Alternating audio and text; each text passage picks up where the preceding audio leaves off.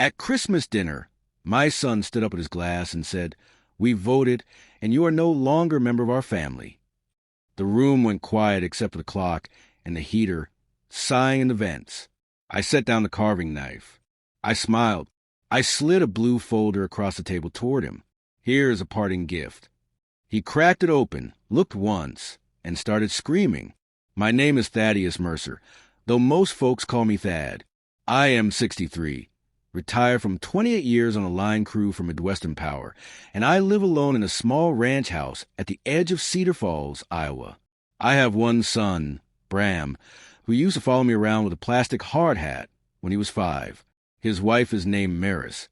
Sharp as a tack and twice as shiny, and together they brought me my granddaughter, Ivy, who is 9, and made me a card this morning with a snowman wearing a tool belt.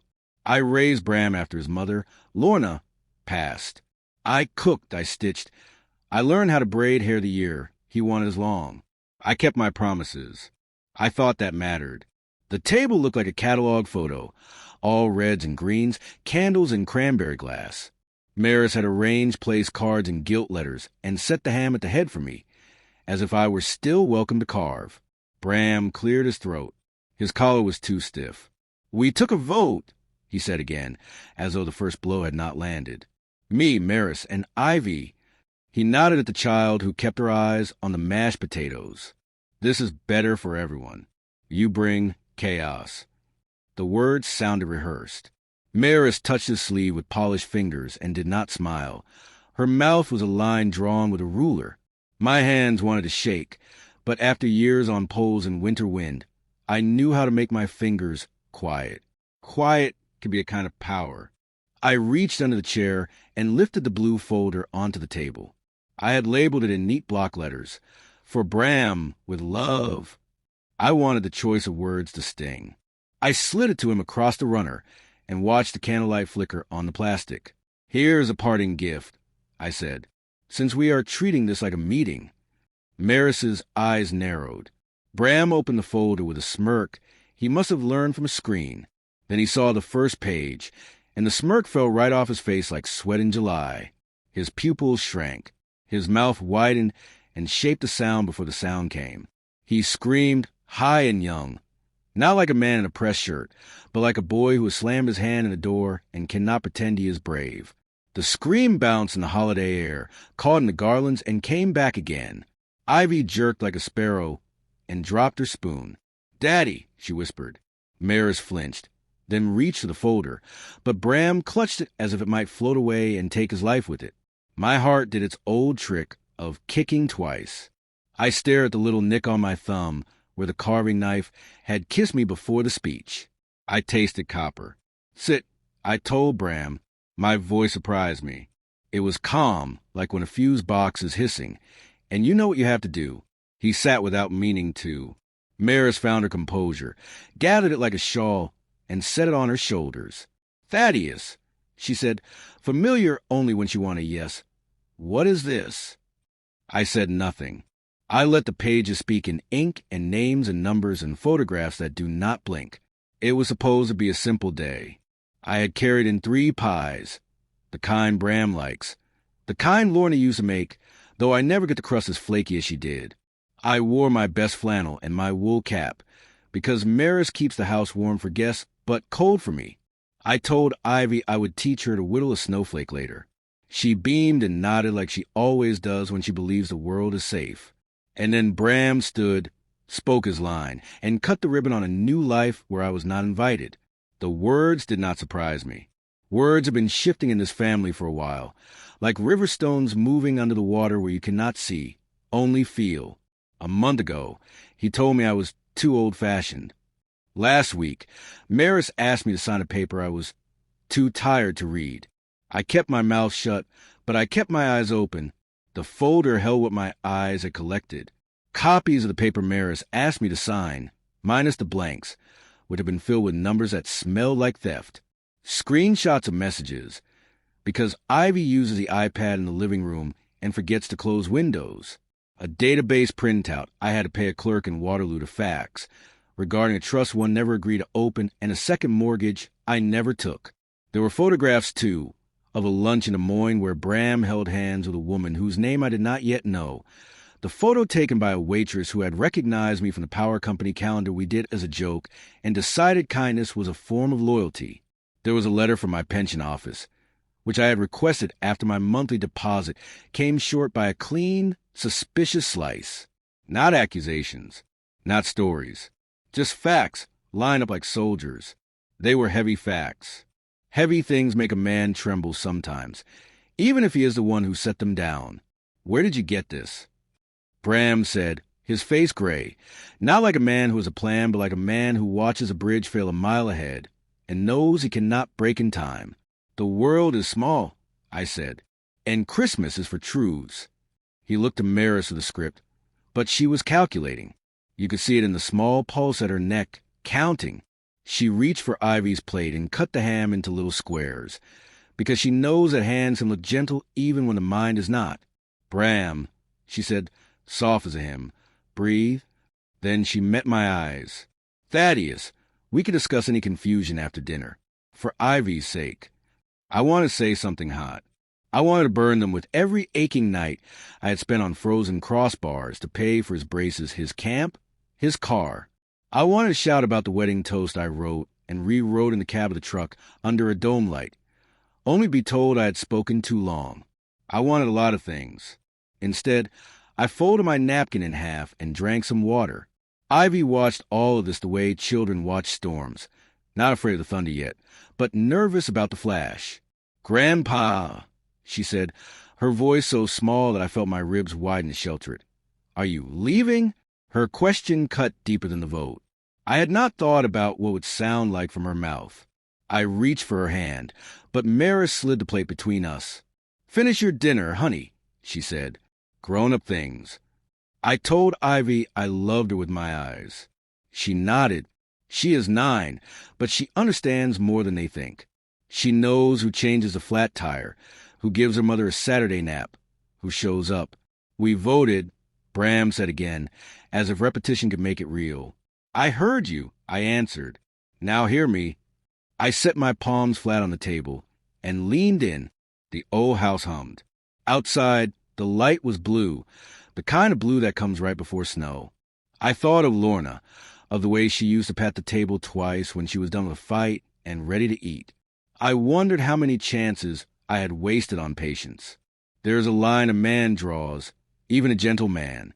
You cannot see it until your boot scuffs the dust and reveals it. You said I bring chaos, I told Bram, but when I step away, you move into it. He blinked, not getting it. Maris did. Her mouth quivered, and then went still. She knows the sound of a fuse about to blow. She also knows when an invitation is not an invitation. She sat back. The room waited. What Bram had seen on page 1 was enough to make him scream. What he had not seen, yet would do more than that. It would turn the vote into a boomerang, and it would find its way home. I had made phone calls over the last 2 weeks. I had driven to county offices with a thermos and a sandwich and a pen that did not run. I had learned that a man can be simple and still be careful. I had also invited someone to dinner that Maris and Bram did not know was coming. Not a lawyer, though papers would follow. Not a policeman, though a report had been filed. Someone older than both of them in a way that mattered. Someone whose name could not be ignored at this table. The plates trembled when the front door opened and cold air rolled down the hallway. Ivy turned. Maris's face shifted its shape and forgot to settle. Bram clutched the folder and held his breath. I did not look at the door right away. I took one more sip of water and set the glass down with care. You have to know your timing when you work with power. Too fast and you get burned. Too slow and everything goes dark. The footsteps came closer on the hardwood. Slow and even, a metronome of truth. The scent of winter and wool floated into the dining room, over the ham, over the cranberry sauce that Ivy had made with too much sugar. I folded my napkin once more, because my hands needed work. Then I lifted my head and finally turned toward the doorway. Their eyes followed mine, their faces open in the same shocked shape, like 3 windows pushed up at once. The person I had asked to come stepped into the light of the candles, and Maris's fork fell from her hand and struck the china like a small bell that announces a big thing. "Good evening," the visitor said, and every chair at the table forgot how to be comfortable. The voice that came from the doorway was calm, steady, and oddly familiar. "Evening," the woman said again, stepping into the glow of the dining room. Her coat was long and gray, her hair pulled into a low twist that caught the candlelight like old silver. Bram's face went pale. Maris blinked twice, searching for words. Ivy, bless her, was the first to speak. "Grandma," she whispered. It had been 24 years since Lorna Mercer was laid to rest under the oak at St. Mary's Cemetery. Or so everyone thought. Maris's fork clattered again, this time hitting the floor. "That's impossible," she breathed. Bram's lips parted, but no sound came out. He was staring at the woman, as if he had seen a ghost, which, in a way, he had. Lorna took another step closer. The smell of snow and pine followed her. Her face was older, yes. Time had etched its signature across her eyes and mouth, but her presence filled the room like a melody I had not heard in decades. "Hello, Bram," she said softly. "You've grown into your father's stubborn jaw." My heart, which had been pacing inside my chest all evening, stopped long enough to feel heavy again. I had imagined this moment 100 times since she called me 3 weeks ago, her voice shaking over a static-filled line from a number in Montana. "Thad," she had said, "don't hang up. I'm alive." Lorna's story was long and unbelievable, one that would unravel later. But all I knew then was that she had lived through something I could not begin to picture. She had faked her death, or rather, someone else had arranged for it. An accident staged to disappear her from debts and danger I never knew existed.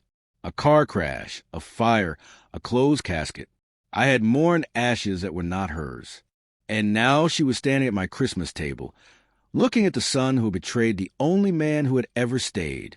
This isn't real," Bram stammered. "You died. We buried you." Lorna nodded slowly. "You buried a stranger. I watched from across the field that day, Thad holding your hand, so small, crying for a woman who couldn't come back. I wanted to. God knows I wanted to." Her voice broke on that last sentence, and even Maris, who had perfected the art of emotional distance, sat frozen, her fingers trembling slightly against the tablecloth. I stayed quiet. This was her moment, the one I had arranged not to punish, but to reveal. "I told your father everything," Lorna continued. "When I found him again, I learned what you'd done, what you and Maris tried to take from him, from us." Her words were neither cruel nor raised. They were a simple kind of truth, the kind that sinks deep without needing to shout. Bram stood up so fast his chair tipped over. "You can't do this. You can't just show up and what?" Lorna cut in, her eyes sharp now. "Tell the truth? Remind you that family isn't a vote? That blood doesn't need your permission to exist. I saw the boy he used to be flicker inside the man he had become. I remembered the child who used to hide behind my legs when strangers came to the door. That boy was still in there somewhere, but years of pride and Maris's cold logic had built walls too thick for love to pass through easily." Maris cleared her throat, regaining her composure. "This is ridiculous," she said. "Some woman shows up claiming to be your dead wife, and you expect us to—" Lorna turned to her then, and her gaze was so steady it froze the air. "You forged my husband's signature," she said. "You moved money from his pension into your business account. You called it a family investment, but you knew exactly what you were doing. I have the bank statements." Her hand moved inside her coat, pulling out a second folder, red this time, and dropped it on the table beside the blue one. Maris's face drained of color. "You have no right." "I have every right," Lorna said softly. "You made it legal when you used my name as a witness. A dead woman's name." Bram sank into his chair, his hands gripping his hair. "Mom, I didn't know. She told me. She said—" "She said what?" Lorna asked gently. "That your father was slipping? That he couldn't handle his finances? That he was just an old man in the way?" Bram didn't answer. He didn't have to. The silence was loud enough. Ivy looked between all of us, confusion clouding her young face. "Mom," she whispered, Why are they saying that? Maris forced a smile that cracked under its own weight. Sweetheart, it's just a misunderstanding. Grandpa's tired. Grandma's confused. Lorna shook her head. No, dear, she said softly to Ivy. We're not confused. We're just telling the truth. The storm outside began to thicken, snow tapping the windows like impatient fingers. The warmth in the room felt artificial now, like heat trying to cover rot. I leaned back, my heart heavy but certain. This was a revenge. It was exposure. I had spent too many nights being quiet, while they planned to erase me from my own life. This time, the truth would speak for itself. Maris stood suddenly, her chair screeching backward. We're leaving, she snapped. Come on, Bram. Get Ivy. We're done with this circus. But Bram didn't move. He was staring at the red folder, his hands shaking as he flipped it open. The first page was a copy of his wife's emails, her messages to the bank manager, the lawyer, the accountant. Each one a small betrayal typed in polite sentences. When he reached the last page, his breath hitched. Maris, he said softly, what did you do? Maris didn't answer. She was already at the doorway, grabbing her purse, her eyes darting toward the front hall. Don't, Lorna said, her tone no longer soft. The sheriff is waiting outside. A siren's brief wail cut through the night, blue light flashing faintly against the frosted windows. Ivy clutched her doll tighter, her eyes wide. Bram turned to me, his face wet now, broken. Dad, what is happening? I looked at him for a long moment, then said the only thing I could. Consequences, son. They have a way of coming home for Christmas.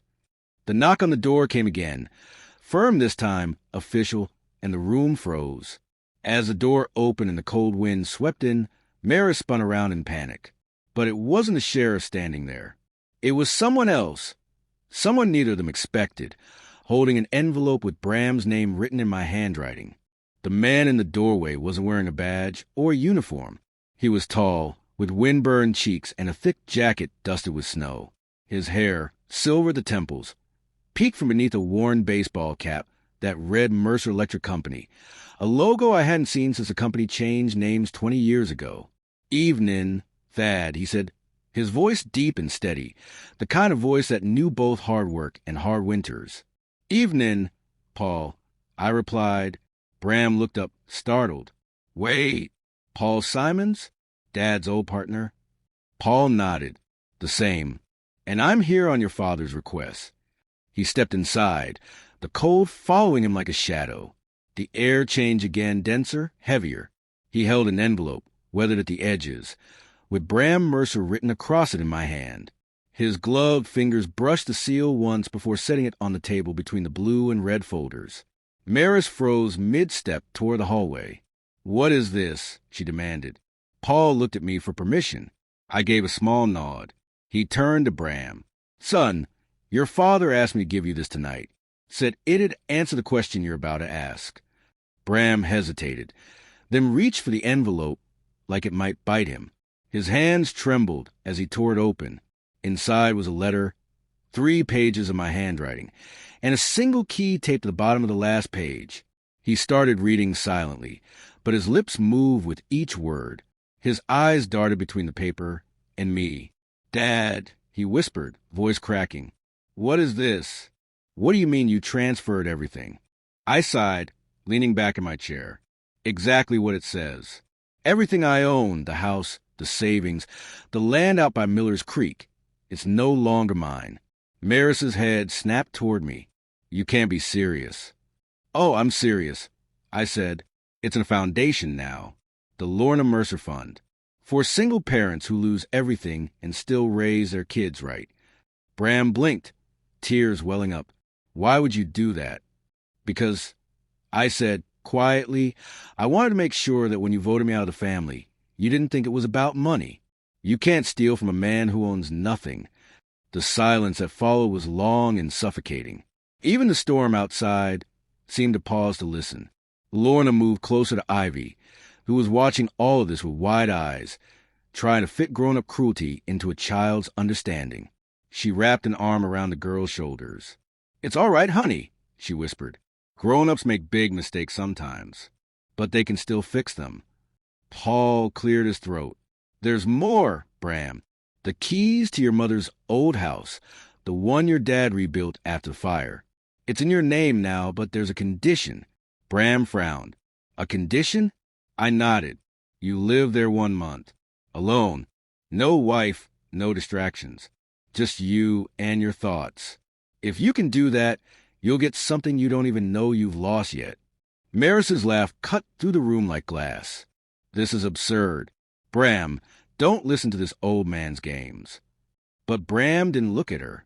He was staring at me, eyes searching for father he used to know. What happens if I don't? He asked. I smiled faintly. Then you'll never find out what's in the second envelope. Maris's head snapped up. Second, what? Paul reached into his jacket and pulled out another envelope. This one sealed with a strip of red wax. He didn't hand it to anyone. He just placed it on the mantel. It stays shut, I said, until Bram keeps his end of the deal. Lorna looked at me then, truly looked, the way she used to when we were young and had no money but 1,000 dreams.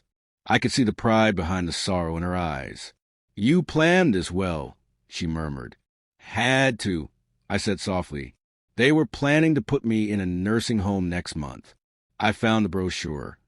Maris's face flushed red. We were trying to help you, she hissed. No, I said, my voice calm but sharp.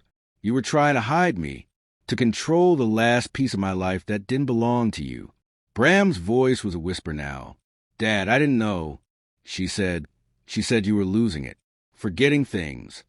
I looked him straight in the eyes. You believe her too easily, son. You stopped calling. You stopped asking. That's how betrayal starts. Not with lies, but with silence. He swallowed hard. The weight of his guilt filled the room. Paul took a slow step toward the door. My work's done here, he said quietly. Thad, you did right. I'll make sure the foundation paperwork's finalized by next week. Appreciate it, I replied. When the door closed behind him, the house felt smaller, tighter. The only sound was the wind pressing against the windows. Maris turned to Bram, her voice trembling now, losing its polish. You're not really going to play his game, are you? He didn't answer. He was staring at the key in his hand, turning it over like it might reveal something if he held it long enough. Then he looked at me, really looked at me, for the first time in years. 1 month, huh? He said quietly. 1 month. I confirmed. It'll go fast if you use it right. He nodded slowly. All right, I'll do it. Maris gasped. Bram. But he ignored her. He folded the letter carefully, pocketed the key, and walked to the coat rack. I'll take the truck, he muttered. I'll be back in a month. As the door opened, snow drifted in, catching the candlelight like tiny ghosts. He paused on the threshold, his voice barely audible. Dad, I'm sorry. I didn't say anything. Not yet. Some words need time to mean something. He left. The taillights faded into the storm. Maris stood there, shaking, staring after him. You think this fixes anything? She spat. You've destroyed our family. I looked at her calmly. No, I said, you did that when you tried to buy it. Lorna's hand found mine beneath the table. Her grip was warm, real, alive. You've always been patient, Thad, she whispered. What happens now? I looked at the red envelope on the mantel, its seal glinting faintly in the candlelight. Now, I said quietly, we wait for him to open it. 30 days later, Bram would stand alone in the darkened farmhouse, holding that same red envelope, shaking as he broke the seal, only to find something inside that would change everything he thought he knew about his mother, his wife, and the night she died. The farmhouse stood at the edge of Miller's Creek, a lonely shape against a sea of white fields, the kind of silence that exists only in winter wrapped around it like a shroud. When Bram parked his truck and stepped out, the sound of snow crunching beneath his boots was the loudest thing in miles. He hadn't been back since he was 17, the night after the fire. He used to believe the walls still smelled of smoke and sadness, that his father's grief had soaked into the floorboards. But now, as he unlocked the door with the old brass key, a different scent met him. Cedar, soap, and something faintly sweet, like his mother's perfume. He froze in the doorway. The heat was on. The lights flickered softly. Someone had been here. "Hello," he called out. Only silence answered. He stepped inside slowly, shutting the cold out behind him. The place was spotless.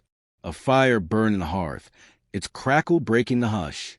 On the table by the window sat the red envelope. It hadn't been there before. He could swear it hadn't. It looked untouched, yet deliberate, waiting. He dropped his duffel and sat down in front of it. His fingers hovered above the wax seal. He wasn't sure why, but he felt afraid of what truth might still be left to learn. Finally, he broke the seal. Inside were two things, a letter and a small black and white photograph. The picture showed his mother, Lorna, standing beside a man he didn't recognize, tall in uniform, his arm around her shoulders.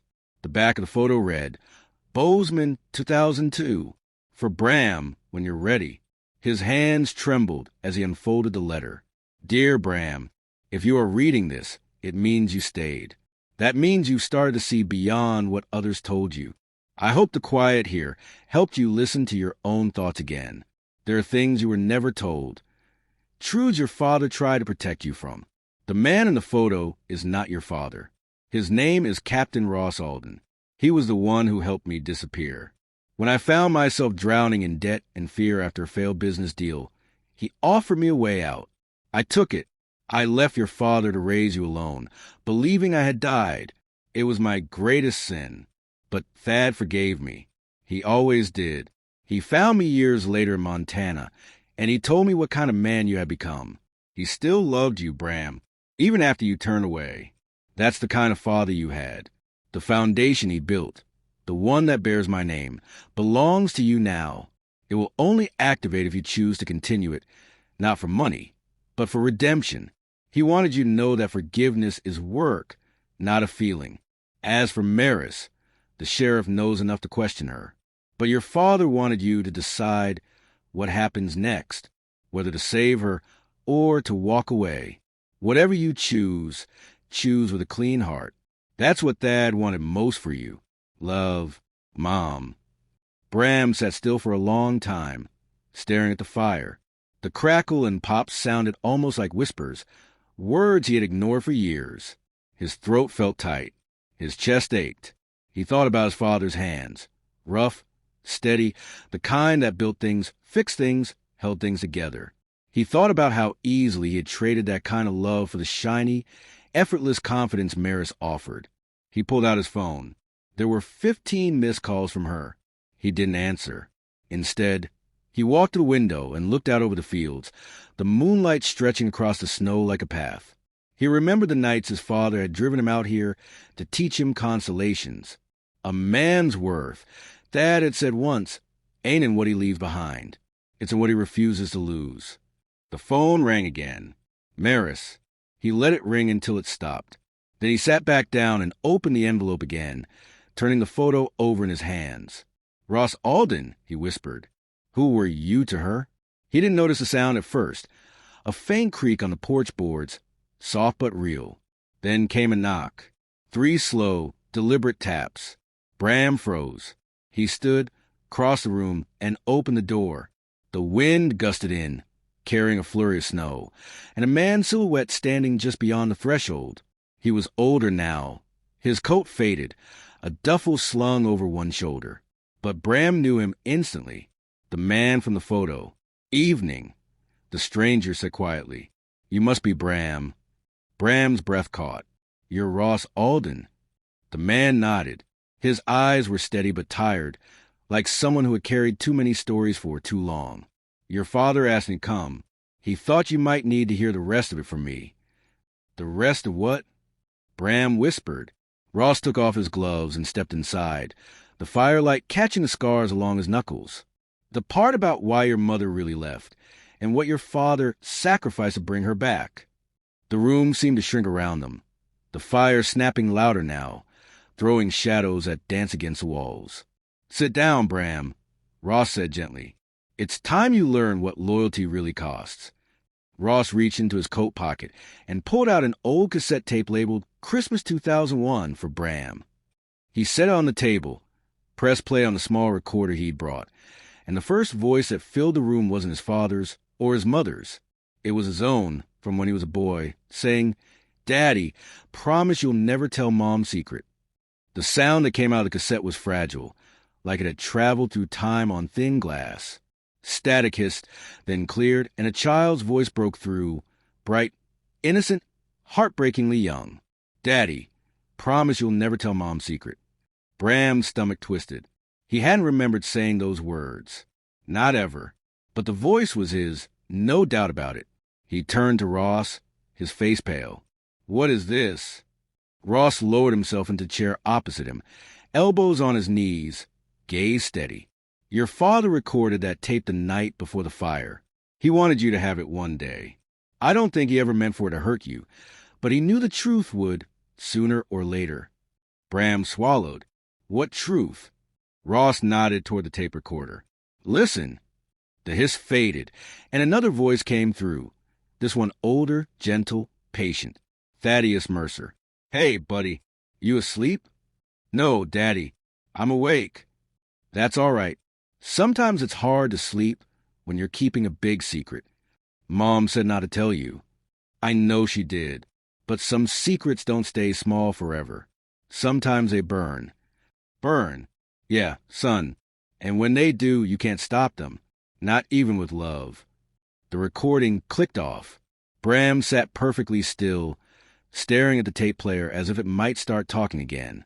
The only sound in the room was the slow, hungry crackle of the fire. "I don't understand," he whispered. "What secret?" Ross exhaled and leaned back. "Your mother didn't die in that fire, Bram. You already know that part. But what you don't know is why she left. It wasn't about money or love. It was about survival." He reached into his coat pocket again and pulled out a folded sheet of paper, yellowed and creased. It was a police report. Cedar Falls Fire Department Incident Number 3402, December 25th, 2001. Bram's eyes scanned the first few lines. "Origin of fire, deliberate ignition, accelerant detected near utility panel. One individual suspected but not charged. Thaddeus Mercer." He looked up in disbelief. "My father? No, he would never." Ross raised a hand. "He didn't start that fire. Your mother did." The words fell like stones into water, sending ripples through everything Bram had ever believed. "No," he said, shaking his head. "That can't be true. She loved us." "She did," Ross said quietly. "But she was desperate. The lone sharks she got involved with were closing in. She set the fire to make it look like an accident, to collect the insurance, and disappear before they came after you both. Thad found out that night. He tried to stop her. He got you out, but she was gone before the smoke cleared." Bram felt his chest tighten. His memories flashed. Sirens, smoke. His father's hands carry him out into the snow. The sound would snap him behind them. He remembered crying for his mother, and his father whispering, "She's gone, son. She's gone." Ross continued, his voice low. "Your father never told the police. He took the blame, unofficially. They couldn't prove anything, but he lived with that suspicion for years. He stayed in that town, working every day under those looks, those whispers. Said it was worth it, so long as you believed she was a victim, not a criminal." Bram's hands clenched into fists. "He protected her." "He protected you," Ross corrected. "And when he finally found her again, she begged him to let her stay dead. He didn't. He brought her home. He forgave her." Bram stood abruptly, pacing in front of the fire. All this time, he carried that weight. "And I turned on him. I called him crazy. I tried to take everything from him." Ross said nothing. There was nothing to say. Bram's voice cracked. "And the foundation, he built that in her name?" "Yes, because he wanted her mistake to mean something good, to make her story a warning and a redemption." Bram turned toward the window, the cold light of the moon glinting off the glass.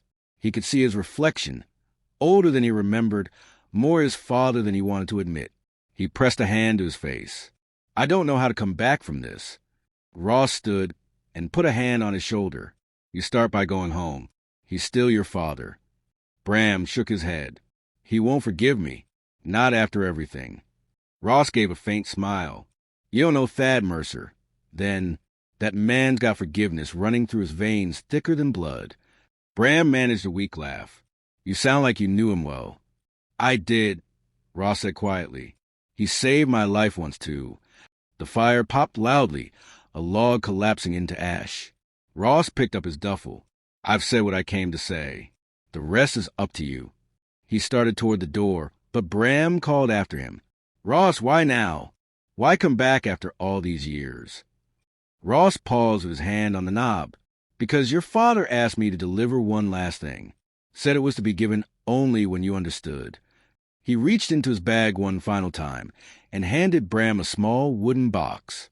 The initials TM were carved into the lid. Bram looked down at it. What's inside? Ross's eyes softened. His goodbye. Then he stepped out into the snow, the door closing softly behind him. Bram stood there for a long time, staring at the box. His breath came slow and uneven. The fire crackled lower, and the house grew quiet again. Finally, he opened the lid. Inside lay a folded letter, and a small silver pocket watch he recognized immediately. It had belonged to his father, the one he used to check every morning before work. But this time, the watch wasn't ticking. He unfolded the letter, his father's handwriting looping across the page. Bram, if you're reading this, I'm already gone. Don't let that scare you. This is an ending. It's a beginning. There are things you can fix that I never could. Take care of Ivy. Protect your mother. Lie with truth, not comfort. And remember, you were never voted out of this family. You just forgot you were part of it. Bram's tears fell before he realized they had started. Then he noticed something else. Inside the watch, behind cracked glass, was a folded photograph, a family picture from 20 years ago. He, his mother, and his father, smiling in front of that same farmhouse before it burned. But scrawled across the back, in his father's handwriting, were 4 words that stopped his heart. Find me before spring. Bram looked up, confusion twisting to dread. He grabbed his phone and dialed home, praying his father would answer. But the line rang once, twice, and then a voice he didn't recognize said, I'm sorry. Mr. Mercer was admitted to Cedar Falls General this morning. He's asking for you. The drive back to Cedar Falls blurred past in a whirl of headlights and falling snow. The wipers squeaked across the windshield, struggling to keep up, and Bram's knuckles stayed white around the steering wheel. His father's letter sat open on the passenger seat, the words, Find me before spring, echoing in his head over and over like a drumbeat. By the time he reached the hospital, dawn was breaking, thin, gray light spilling across the icy parking lot. He half ran through the sliding doors, his breath clouding the air, his heart hammering. Thaddeus Mercer. He gasped at the front desk. Room number, please. The nurse looked up, kind eyes meeting his. You family? Yes, he said too fast. His son. She checked her chart. Room 204. 3rd floor. He's awake. He didn't wait for more. He took the stairs 2 at a time, his pulse pounding in his ears. When he reached the door, he froze. Through the narrow glass panel, he saw his father, older, thinner, but unmistakably Thaddeus Mercer, sitting upright in bed, the morning light falling gently across his face. Beside him sat Lorna, her hand wrapped around his. They looked like 2 ghosts that had finally stopped running from each other. Bram pushed the door open quietly. The hinges groaned. Thad turned his head, and for a moment their eyes locked. Father and son, a whole history of love and disappointment and silence passed between them without a word. You made it, Thad said, his voice soft but steady. Bram nodded, swallowing hard. I got your letter. Thad smiled faintly. Good. You always were slow with mail. The small joke broke something inside Bram. He crossed the room in 2 steps, dropped to his knees beside the bed, and took his father's hand. It was cold but strong, like the hands that had built his childhood. I'm sorry, Bram whispered, for everything, for believing her, for voting you out, for... Thad squeezed his hand gently. Stop. You came back. That's what matters. Tears blurred Bram's vision. But your heart, are you... I'm not dying yet, Thad said with a soft chuckle. Just an old man who forgot to rest while fighting too many battles. Lorna brushed a tear from her cheek. He scared the nurses half to death. Walked into the ER himself, chest hurting, but refused a wheelchair. Typical Thaddeus. Couldn't let him think I was fragile, he said, a faint grin tugging at his lips. Bram let out a shaky laugh through his tears. The sound felt strange, like something he hadn't done in years. For a long moment, no one spoke. The machines hummed softly, a steady reminder that life was still here, still pulsing. Finally, Thad reached the nightstand and pulled out another envelope. This one plain white. He handed it to Bram. "This is the last one," he said. "You've earned it." Bram opened it with trembling fingers. Inside was a deed. Miller's Creek Farmhouse, ownership transfer, Bram Mercer. "I thought you said—" "I said I gave it away." Thad interrupted. "And I did, but then I gave it back. The house isn't mine anymore. It's yours. It's where you'll build what's next." Bram shook his head. "I don't deserve this." Thad smiled. "None of us deserve anything, son. We just get chances. This is yours." Lorna placed her hand on Bram's shoulder. "Your father did this not to reward you, but to remind you what love costs. It's never cheap, but it's worth every bruise." Bram couldn't speak. His chest was too tight. He just nodded, clutching the deed like it might disappear if he loosened his grip. After a moment, Thad said, "How's Ivy?" The question hit him hard. She's been quiet. Confused. Maris won't let me see her right now." Thad's expression hardened slightly. Maris always did mistake control for care. "I don't know what to do," Bram admitted. "The sheriff's been investigating. They found enough to press charges, but Ivy, she still loves her mom." "Then don't make her choose," Thad said. "Let the truth do its work. It always does." Lorna nodded. "The sheriff called this morning. Maris has agreed to cooperate. She'll likely face probation instead of prison, but she's lost everything that mattered more than money." Bram looked up, startled. "You mean—" "She moved out last night," Lorna said softly. "Left a note for you. Said she needed to find herself before the law does." Bram sat back, numb. Relief and sadness twisted together until he couldn't tell one from the other. "So that's it," he whispered. "Everything's gone." Thad smiled faintly. "No, son. Everything's beginning." He gestured toward the window. Outside, the morning sun was breaking through the clouds, spilling gold light across the snow. "Spring's early this year," he said. "Guess you found me just in time." Bram laughed softly through his tears. "You planned that, didn't you?" Thad gave a small shrug. "A man's got to leave on his own terms." Lorna brushed his hair back gently. "You're not leaving yet," she said. "Maybe not," Thad murmured, eyes twinkling. "But when I do, I'll know my family found its way back." Bram sat beside him until visiting hours ended. He didn't want to leave, afraid that if he did, the fragile peace might vanish. But Thad insisted. "Go," he said. "Check on the farmhouse. Make it yours again." And Bram. "Yeah." Thad smiled, eyes soft. "Keep it full of laughter. That's what keeps ghosts quiet." Bram nodded and leaned down, hugging him tight. "I love you, Dad." Thad patted his back once. "I know." When Bram walked out into the corridor, the nurse was waiting with a small package. "Mr. Mercer wanted you to have this," she said, handing it to him.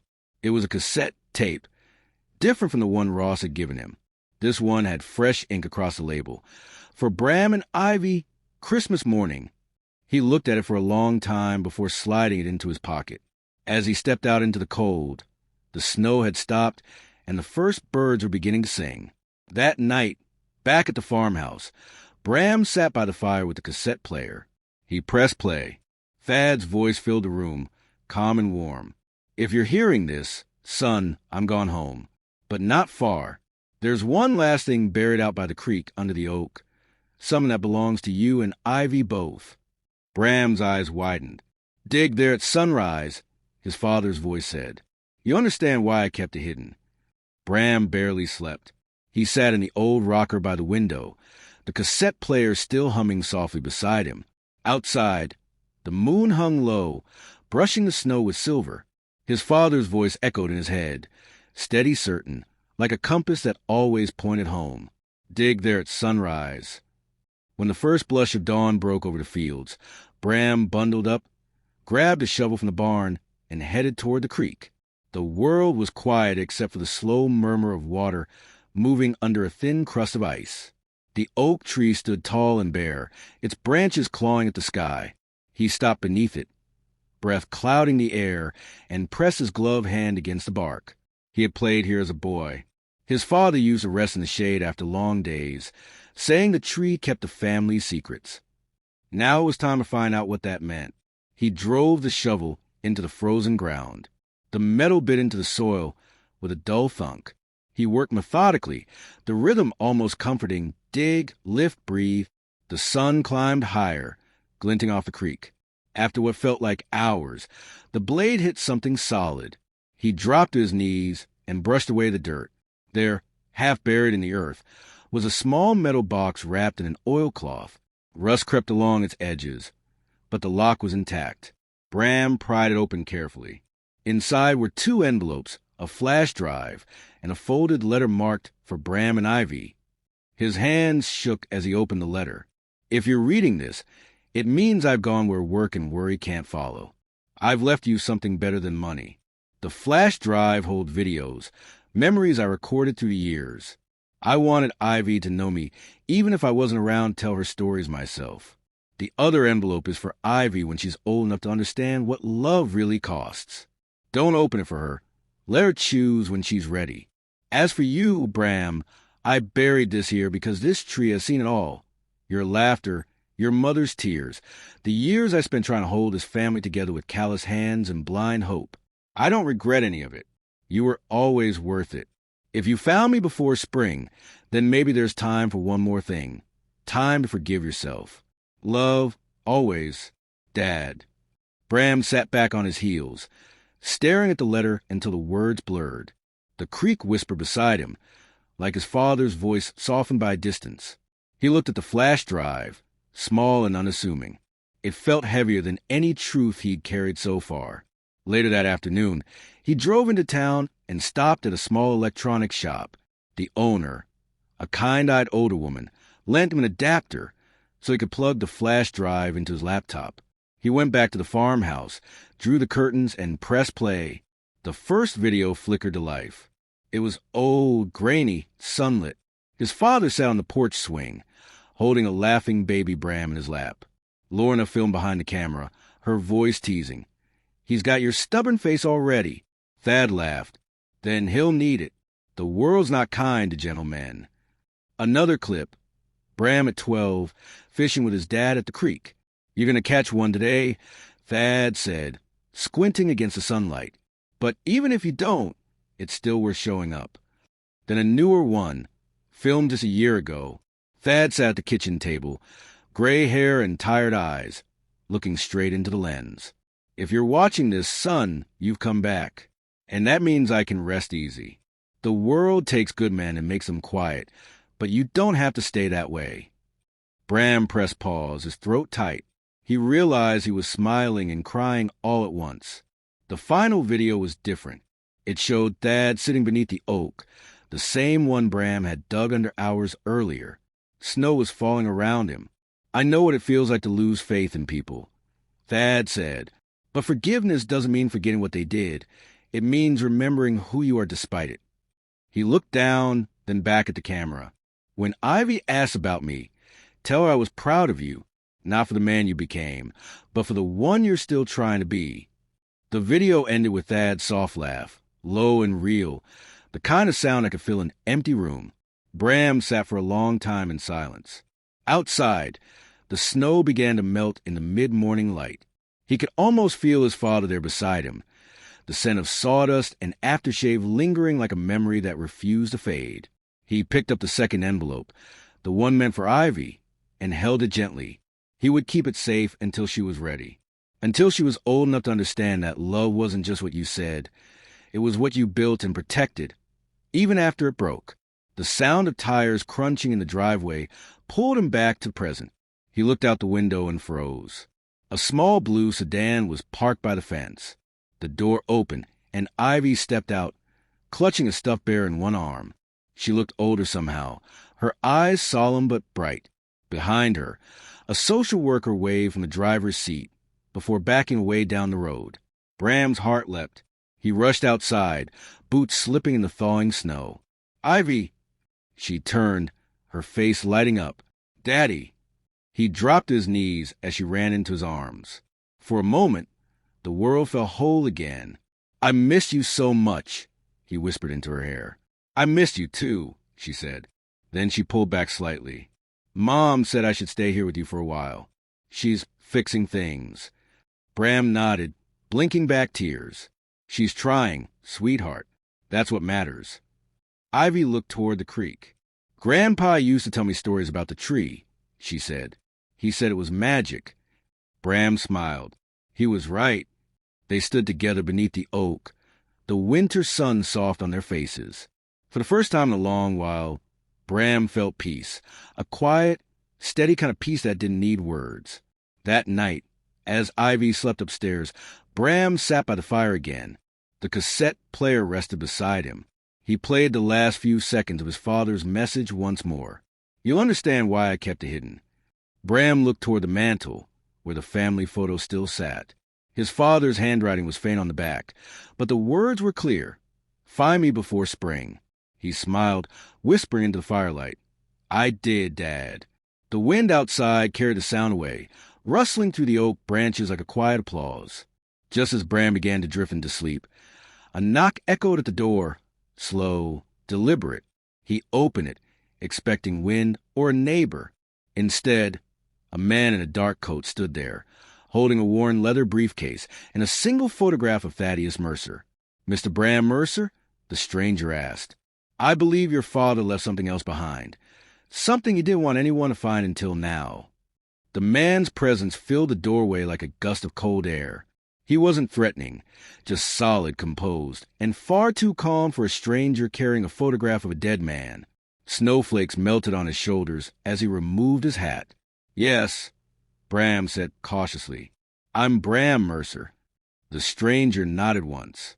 "Name's Harold Clay. I was your father's attorney. He told me I'd know when to deliver this." He tapped the worn leather briefcase. Its brass lock gleamed faintly in the firelight.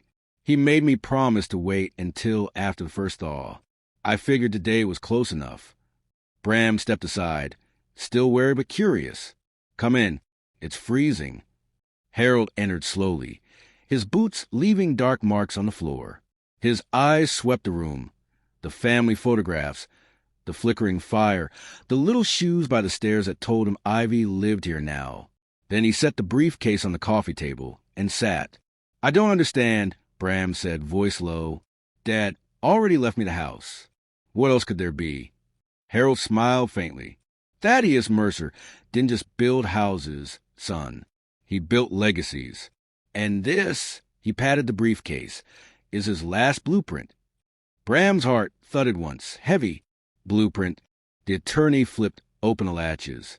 Inside lay a stack of documents, neatly bound, and one thick brown envelope sealed with red wax.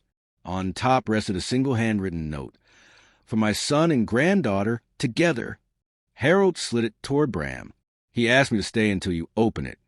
Bram hesitated, then broke the seal. The letter smelled faintly of cedar and machine oil, like the workshop his father used to keep behind the house. "Bram, Ivy, if you're reading this, then the farmhouse is laughter again. That's all I ever wanted. You both deserve to know the full truth. The foundation isn't just a charity. It's a business. Over the last decade, I invested what little I had in community land trusts, places that would stay affordable, honest, and untouched by greed. They've grown faster than I ever expected.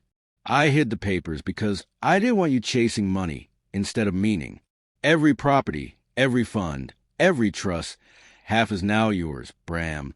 The other half belongs to Ivy when she turns 18. It's not wealth I'm giving you. It's work. It's responsibility. Keep it clean. Keep it kind. Keep it Mercer.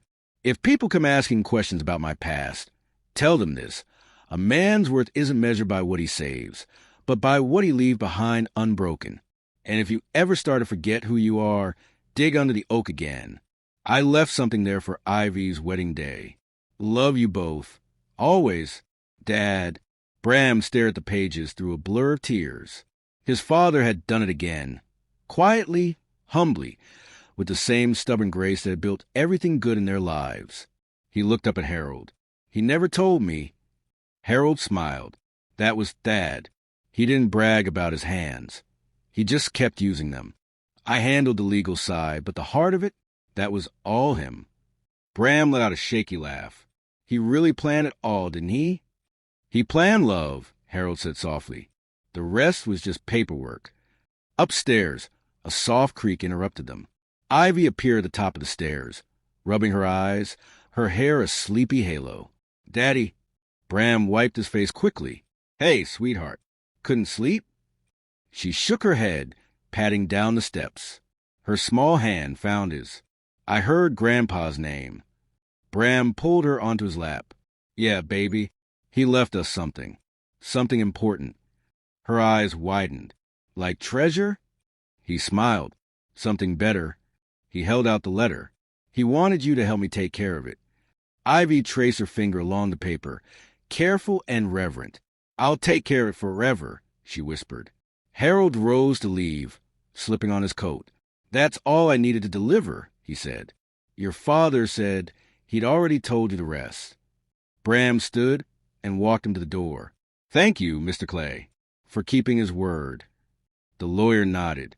He made it easy. Good men usually do. When the door closed, Bram and Ivy stood in the quiet glow of the fire.